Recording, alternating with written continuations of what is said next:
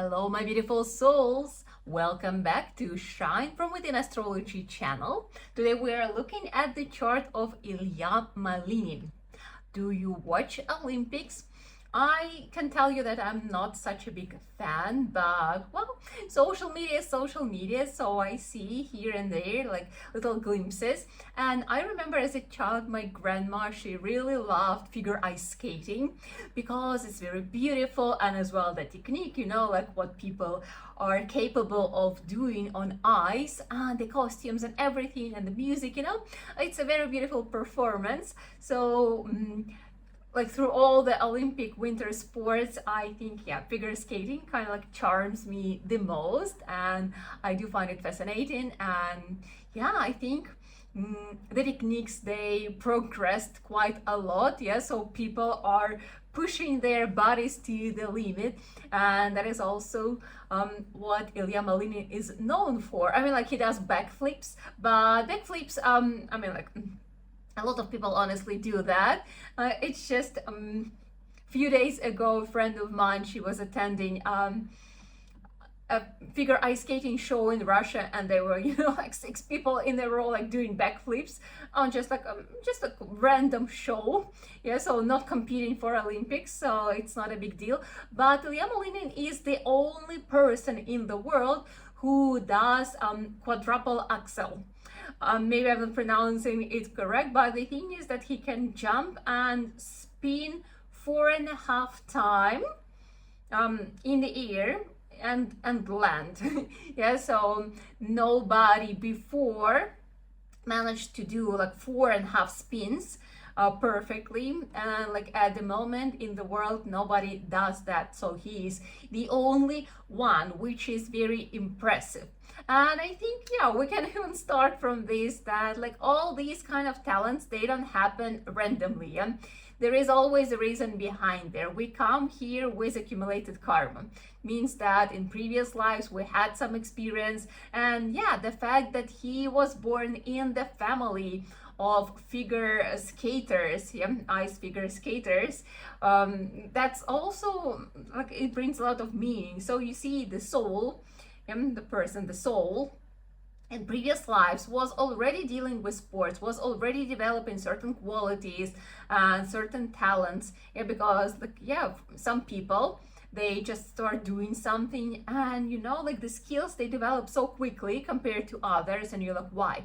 Well, because the person was doing it previously. Or for example, some knowledge, a person just starts studying and it unfolds so easily for the person. It's like, well, it's like I've known it for like my whole life. It doesn't feel like something new.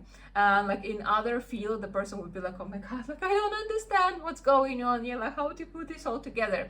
So I'm pretty sure you've noticed that in your own life with some skills and different activities. So he had developed all these skills, especially this physique and artistism and all these kind of things in his previous lives. And he was born as a soul. He chose the family of figure ice skaters because they were tutoring him from the very young age.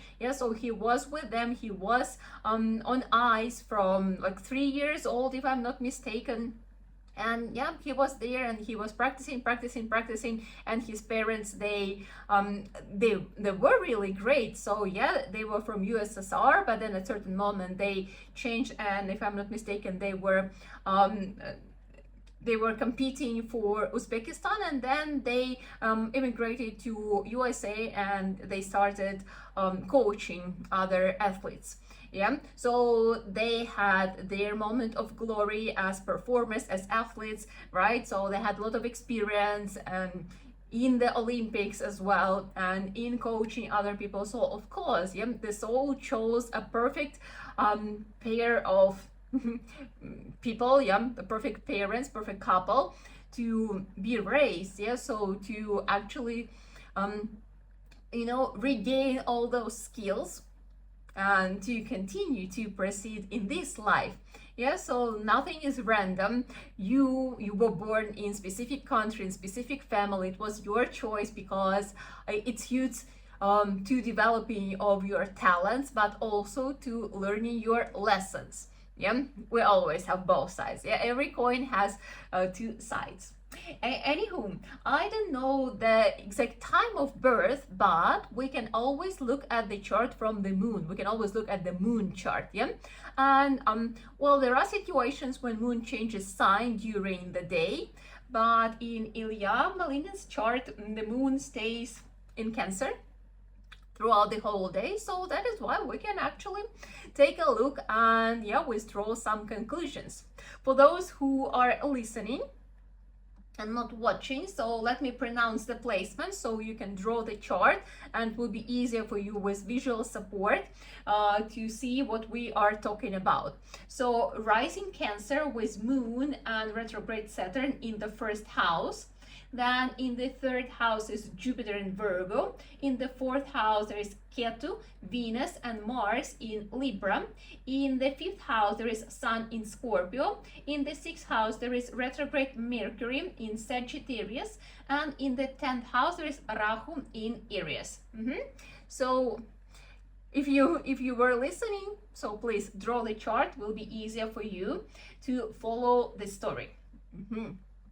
So let's take a look at the chart. And yeah, so the reason why I decided to make this video, because ILIA Malinin, yeah, he was showing amazing, incredible results. Everyone was cheering for him, everyone was impressed by him. And then at the end, when he was performing solo, and he was a very obvious, like star who was supposed to win the gold medal, but yeah, something happened.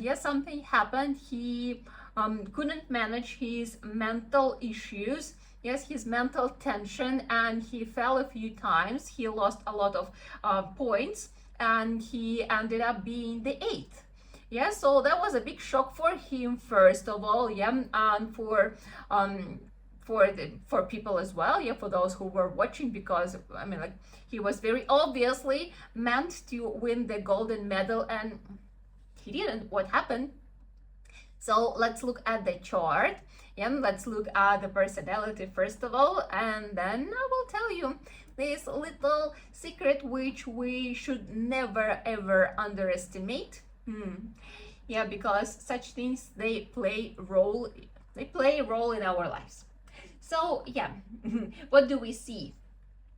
I always start with the first house, but we don't know what is the rising sign. But for moon, so he is moon Cancer, and moon is in its own sign, which is great. It gives strength, but it's together with Saturn. Again, it could be seen as something good, as something bad. In this very situation, it's a very good thing, because Saturn here gives this stability. Such people, they are more they're like less emotional, in a way that they can be very determined. They can keep focused, they can be very disciplined, they could like run for a long distance, like I see the goal, I don't see any obstacles, I keep moving forward. So Saturn here gives like more stability to emotional moon, which is great. I mean, like, it also afflicts moon, but depends on how person deals with mental health. It could play a significant role in this stability. So Saturn here could give stability. It could give stability, discipline, and this endurance and focus, and that the person can make critical decisions without emotional concern. But at the same time, could afflict moon and could bring some depressive moods as well. But that's not the reason yet. We're just like discussing the chart, but like, okay, so first of all, moon is in Cancer. Moon in Cancer is very artistic, so it brings the feelings, even though Saturn kind of like suppresses them a little bit, but still, like, Cancer is a very artistic, very sensitive energy, and he is very artistic. When you look at his performances, like, he puts out all of him there, so you can see how he feels the feelings and stuff. But I would say a big role plays this Venus. So Venus in its own sign in Libra, very artistic. a lot of artistic people, performers, yeah, people who are in creative industry, they have some strong presence of a Libra, and especially with Venus in Libra, it gives amazing artistic skills. Yeah, he's very, very young, but we probably could see that later on he would be interested also in like some fashion art and these kind of things, because this is what Venus in Libra does. Yeah, like here and there we will notice such things. But anyway, so strong Venus, and we can see that Venus is conjunct with Mars. Yeah, and Mars, this is already energy, this is already this like athletic things. So Mars, it gives this desire to move, yeah, and also this stamina, willpower, yeah, some physical strength, and yeah, put together, yeah, artistic skills and physical strength. I think like figure ice skating is a great idea how to do that. Yeah, of course it could be also dancing, but here I mean, like with Saturn, where like when you need to train hard and stuff, so it kind of like complements each other. And we can also notice that they are together with Ketu. So Ketu, it shows our previous life, it shows our previous talent, something what we have already accumulated, something what we work hardly on. So these athletic skills, yeah, this passionate nature, these artistic, like sensitive or like, you know, like expressive nature, that's something what he already brought from the previous life, something what is very, very easy for him to develop and to express. It's something what he's great at, and the more he does, like the better he becomes at it. So yeah, this is the talent he came here with. Very, very artistic person, yeah, but with strength and with stamina. But what happened?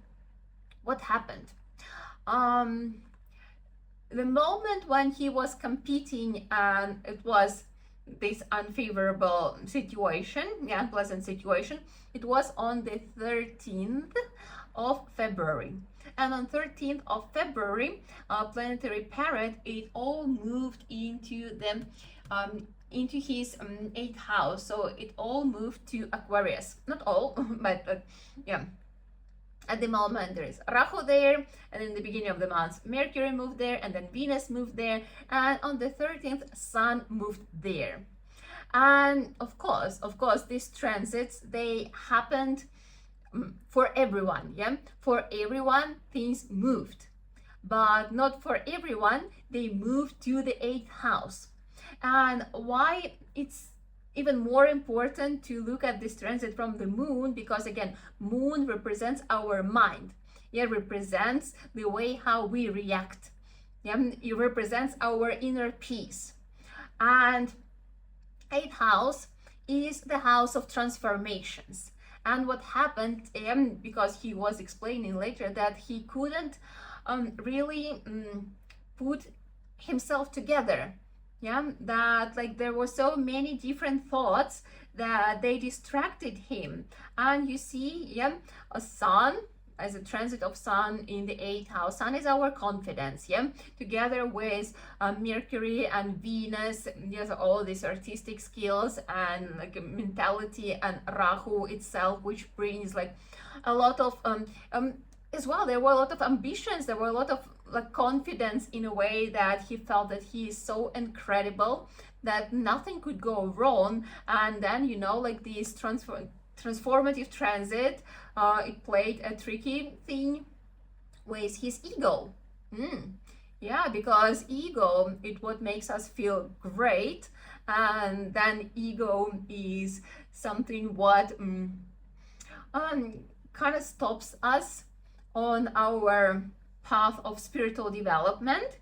And because we came here to evolve, we always receive our lessons connected to ego. So that was very transformative an interesting lesson that, like, even though you could be absolutely sure that everything is going to be great and that you are amazing, incredible, and the best of the best, the only one, the unique person, right? That's where we started, that he is the only one.